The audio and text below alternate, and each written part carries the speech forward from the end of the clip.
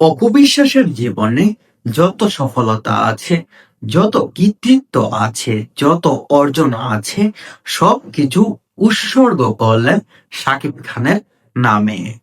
তিনি বলেন, যদি শাকিব খানের হাত আমার পিছনে থাকতো না, তাহলে আমি আজ অপবিশ্বাস হতে পারতাম না।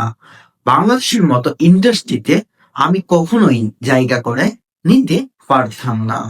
শাকিব খান আমার পিছনে হাত আছে বলেই আমি বাংলাদেশ ইন্ডাস্ট্রির মতো জায়গাতে আমি নায়িকা হতে পেরেছি। আমার অবস্থানটা ধরে রাখতে পেরেছি। শাকিব খানের জন্যই আজকে আমি অপবিশ্বাস। আপনারা সবাই আমাকে ভালোবাসেন। তাই আমার জীবনে যত অর্জন, যত সুনাম, যত খ্যাতি, যত সবকিছু আছে, সবকিছু আমি শাকিব খানের নামে বিসর্জন করলাম।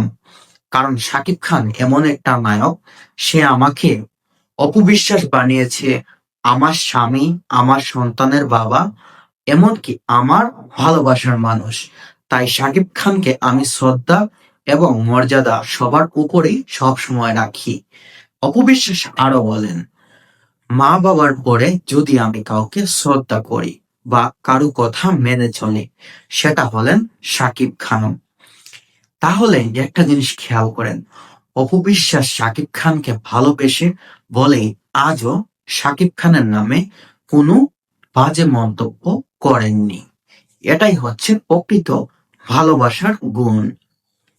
আপনি কয়জন নায়িকা পাবেন যে স্বামীর সাথে ডিভোর্স হওয়ার পর স্বামীকে নিয়ে এত সুনাম, এত ভালো ভালো মন্তব্য করে, কিন্তু অপবিশ্বাসের ক্ষেত্রে সেটা উল্টো।